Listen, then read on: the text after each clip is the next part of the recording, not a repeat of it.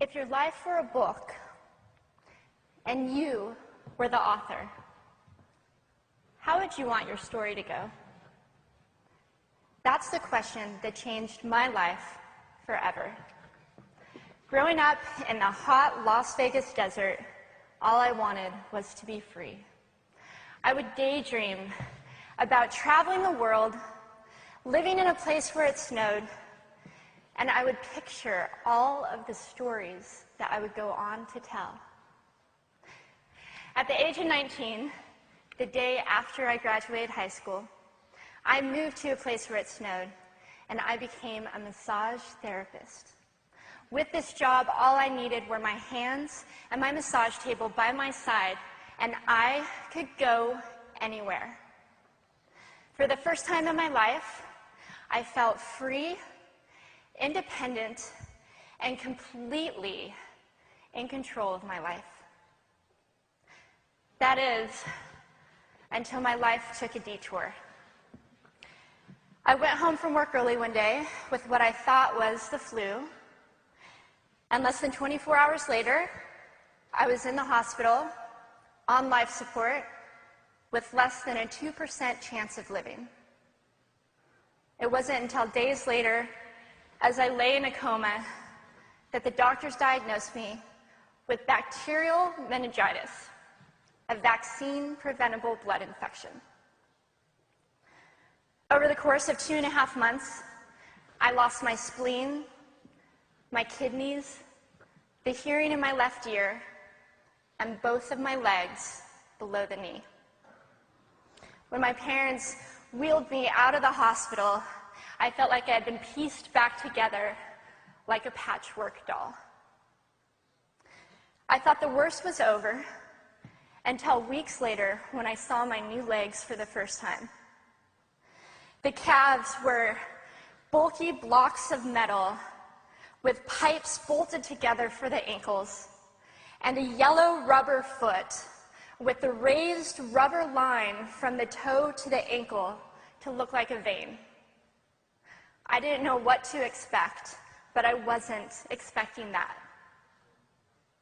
With my mom by my side and tears streaming down our faces, I strapped on these chunky legs and I stood up.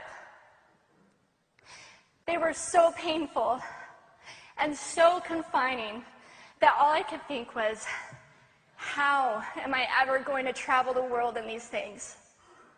How was I ever going to live the life full of adventure and stories as I always wanted? And how was I going to snowboard again? That day, I went home, I crawled into bed, and this is what my life looked like for the next few months. Me passed out, escaping from reality, with my legs resting by my side. I was absolutely, physically, and emotionally broken. But I knew that in order to move forward, I had to let go of the old Amy and learn to embrace the new Amy. And that is when it dawned on me that I didn't have to be 5'5" anymore. I could be as tall as I wanted.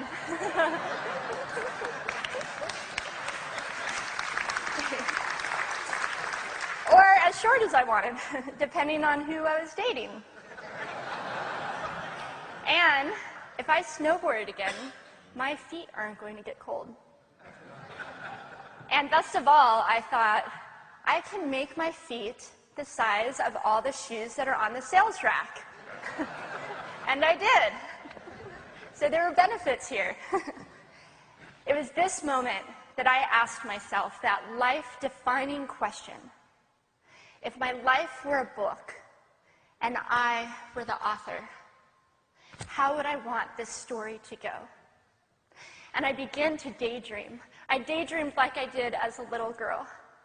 And I imagined myself walking gracefully, helping other people through my journey, and snowboarding again. And I didn't just see myself carving down a mountain of powder, I could actually feel it. I could feel the wind against my face and the beat of my racing heart as if it were happening in that very moment. And that is when a new chapter in my life began. 4 months later, I was back up on a snowboard. Although things didn't go quite as expected, my knees and my ankles wouldn't bend, and at one point, I traumatized all the skiers on the chairlift when I fell, and my legs, still attached to my snowboard, went flying down the mountain. And I was on top of the mountain still. I was so shocked. I was just as shocked as everybody else, and I was so discouraged, but I knew that if I could find the right pair of feet, that I would be able to do this again.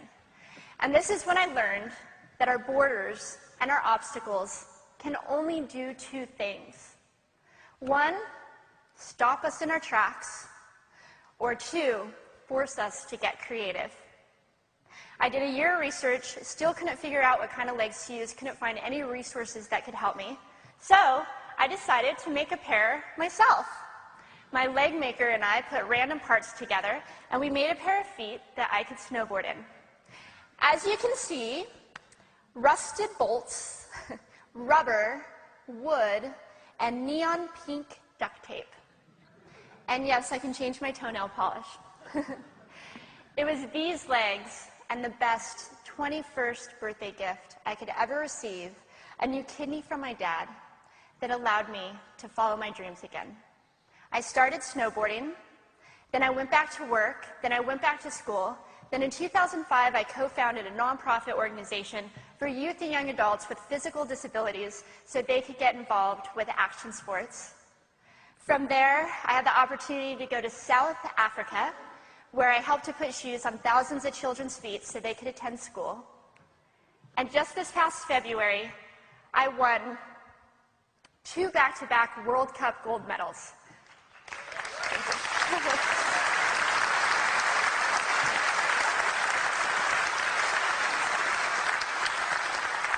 Which made me the highest-ranked adaptive female snowboarder in the world.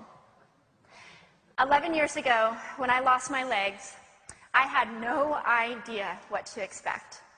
But if you asked me today if I would ever want to change my situation, I would have to say no. Because my legs haven't disabled me. If anything, they've enabled me. They've forced me to rely on my imagination and to believe in the possibilities. And that's why I believe that our imaginations can be used as tools for breaking through borders. Because in our minds, we can do anything, and we can be anything.